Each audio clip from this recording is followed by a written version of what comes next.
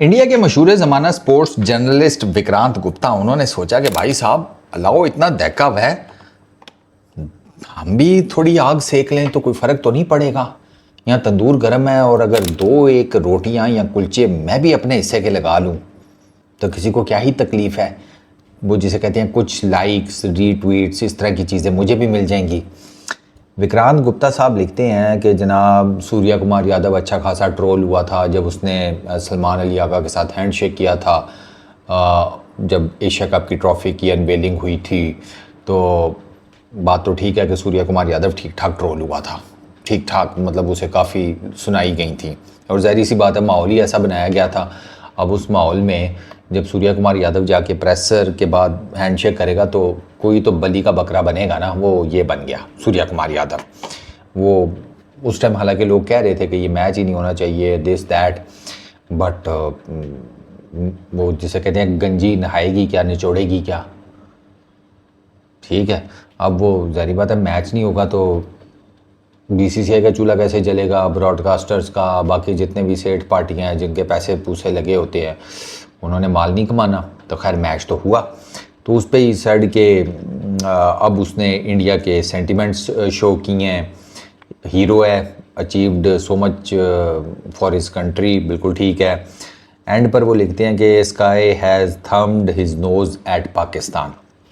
पहली चीज़ तो ये है गुप्ता साहब कि ये जो आपका लाइन है ना, sky has thumbed his nose at Pakistan, अब पता नहीं आपने कहीं पे ये देखा लिखा हुआ पढ़ लिया तो आपने भी यहाँ पर चेप दिया। ये it is sort of a disrespect. ये जुमला तब यूज़ होता है जब आप डिसरिस्पेक्ट करते हैं, ठीक है। तो बात यह है कि अगर सूर्या कुमार यादव ने पाकिस्तान की डिसरिस्पेक्ट की है, let's assume it that way, तो भाई साहब फिर इस हिसाब से क्या नाम था उसका, वो खूबसूरत से बंदे का यार, वो जो आधे पौने पाकिस्तान की ख़वातीन का क्रश बन गए थे। अबे ये मई के महीने में क्या नाम था उन साहब का, औरंगज़ेब। तो इस हिसाब ने औरंगज़ेब साहब ने तो अपनी पूरी नाक मल दी फिर इंडिया के ऊपर। मानेंगे फिर आप ये बात, क्योंकि वहाँ तो टेक्निकली आप छोड़ें, आपसे ज़्यादा बड़े जो नेटवर्क्स हैं वो मैदान में कूदे हुए थे, वो सवाल पूछ रहे थे, जवाब कुछ था नहीं, वो अपने प्रूफ्स लेकर आ रहे थे कि भैया वो तो तुम्हें ठोक कर चले गए, ठीक है। मैं बात कर रहा हूँ, मैं लड़ाई भाई के मूड में नहीं हूँ, मैं सिर्फ आपकी बात का जवाब दे रहा हूँ कि इस हिसाब से वो तो आपके मुंह क्या आगे पीछे क्या हर जगह उन्होंने नाक से लकीरें मल दी आपके ऊपर। थम्ड हिज नोज़, उसका अमली मुजाहरा तो फिर वो भी था। अब ये वाला तो कुछ भी नहीं है, ये वाला तो बेसिकली जिसे कहते हैं कि डाकू डाका डाल गए, पीछे एक लोटा छोड़ गए घर वालों के लिए कि बाथरूम वगैरह जाना होगा तो कोई दिक्कत ना हो। ये वो वाला काम है। आप जिस चैनल की नौकरी करते हैं उन्होंने माल बटोर लिया, ब्रॉडकास्टर्स ने चंगा माल बटोरा। आप इससे अंदाज़ा लगाओ कि भाई साहब ये एक मैच सोनी के हर एक टीवी के ऊपर लगा हुआ था, हर टीवी के ऊपर, ठीक है, क्योंकि ज़्यादा से ज़्यादा आई बॉल समेटने थे ना। इंडिया और चाइना का फाइनल हुआ है हॉकी का, उस पूरे टूर्नामेंट के जिसे कहते हैं ब्रॉडकास्टिंग राइट्स भी सोनी के पास ही थे।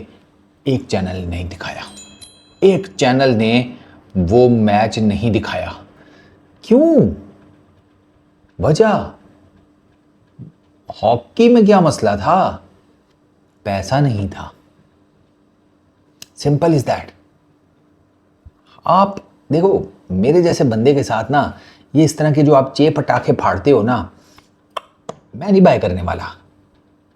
उसकी रीज़न बेसिकली ये है कि मैंने 4 किताबें पढ़ी हुई हैं, ठीक है। मुझे ये भी पता है कि मीडिया कैसे काम करता है, ठीक है। मुझे ये भी पता है कैपिटलिस्टिक माइंडसेट किसी एक इदारे में और फिर उसके बाद पूरी एक सोसाइटी में कैसे काम करता है। तो मैं तो आपके जिसे कहते हैं चीथड़े उड़ा दूँ इस चीज़ के ऊपर बताएं, आपकी नेशन का एक एक जिसे कहते हैं एक सेंटीमेंट ये सामने आया कि ये टूर्नामेंट ये मैच नहीं होना चाहिए, इंडिया को पाकिस्तान के अगेंस्ट नहीं खेलना चाहिए। आप लोगों ने मीडिया वालों ने इसके ऊपर ठीक ठाक किस्म का झंडा क्यों नहीं गाड़ा?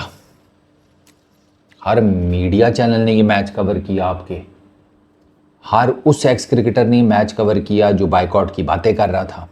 आप जर्नलिस्ट ने भी कवर किया, ब्रॉडकास्टर्स ने भी कवर किया, गवर्नमेंट भी जिसे कहते हैं क्रिकेट की साइड पर हो गई, बीसीसीआई भी हो गया, सुप्रीम कोर्ट भी साइड पर हो गया। ये कौन सी डेमोक्रेसी है ग्रोसरी वालों कि जिसमें लोगों की सुनी नहीं जा रही? तुम सारे आपस में लगे हुए हो। आप मुझे भी समझाओ जरा, ये कैसी डेमोक्रेसी है? नहीं है ना? तो मान लो कि भाई साहब वो आते हैं अतापी वतापी, ठीक है, मोटू पतलू अतापी वतापी कहते हैं कि हम कमाएंगे पैसा। मोटू पतलू को कहते हैं कि देखो बात सुनो, पैसा हम कमाएंगे, हम तुम्हें भी देंगे। बेशक तुम में से एक कहता है कि मैम तो फ़कीर हैं, झोला लेकर कहीं भी निकल जाएंगे। फ़कीर का झोला भैंस की आँख 6-8 लाख रुपए का है। अब ये कौन सा झोला है 6-8 लाख रुपए का? तो अतापी वतापी और मोटू पतलू ये मिलकर बनाते हैं स्कीमें।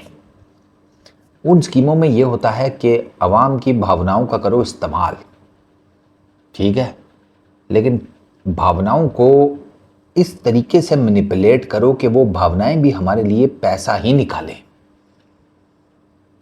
और फिर आता है ये फेक नेशनलिज्म का चूरन, फेक पैट्रियटिज्म का चूरन, फलाना टिमकाना। तो मैं तो अभी भी, मैं कल भी कहता था, मैं आज भी कहता हूँ कि मेरी सारी सिंपथीज़, दुआएं, प्यार, मोहब्बत हर उस बंदे के लिए है कि जिनका अपना पहलगाम में इस दुनिया में नहीं रहा। बट द थिंग इज़ कि पहलगाम में जो बर्बरियत हुई उसका जवाब ये है कि क्रिकेट मैच खेल कर हाथ ना मिलाना, और उस पर क्या आ जा रहा है कि ये इंडिया का सेंटीमेंट है। कैसे बना लेते हैं आप फुद्दू अपने आप को? लोग तो इतने नहीं बन रहे, लोग तो सियाणे हैं इंडिया के।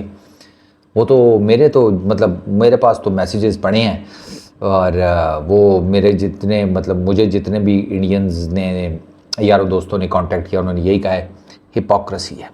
मैं कहा बिल्कुल ठीक है, मैं कहा I totally stand with you, total hypocrisy है भाई, खेलो ही मत, सिंपल इज दैट।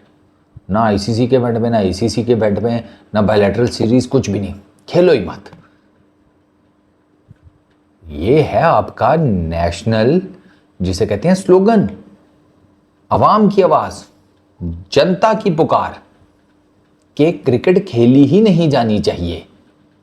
आप कहते हैं नहीं आईसीसी और एसीसी में तो खेलना मजबूरी है। अबे काहे की मजबूरी? वो दवाइयां लेकर आते हैं तुम्हारी कि पहले मैच खेलो उसके बाद हम तुम्हें दवाइयां देंगे। कौन सी मजबूरी है, हमें भी बताओ जरा। पैसे भी कमा लेते हो और इस तरह की ट्वीट्स करके वो उसे कहते हैं नेशनल रिकग्निशन भी हथियाने के चक्रों में होते हो। तुम सारे सही हो भाई, तुम्हारी तो पांचों कड़ाई में है।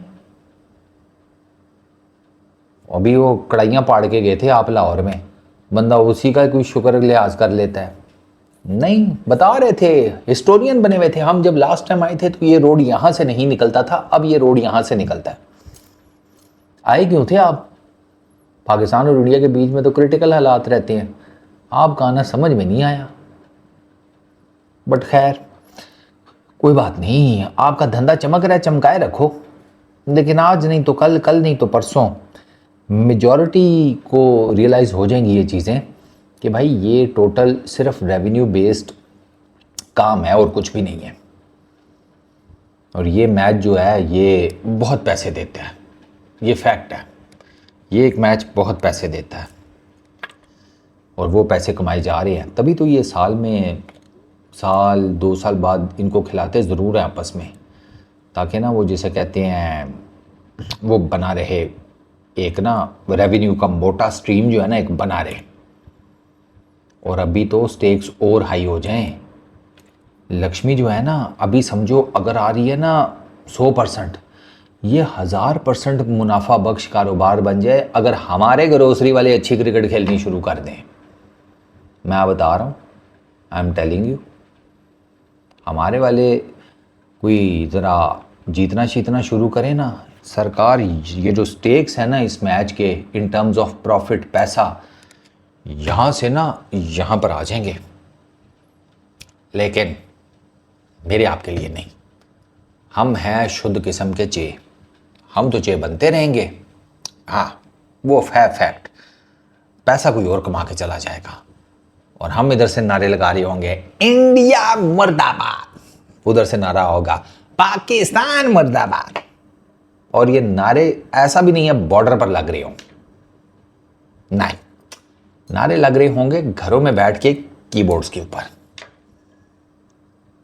अब बताओ जरा, अक्लमंदी समझ में आती है इसमें किसी में? नहीं, हर कोई अपना चूरन पेल रहा है, जो जिसको वो चूरन मिल रहा है वो अपना हाजमा उससे सेट करने के चक्करों में है और उसे लग रहा है कि सब ठीक चल रहा है। नहीं है सब ठीक, सोचें थोड़ा। Peace up.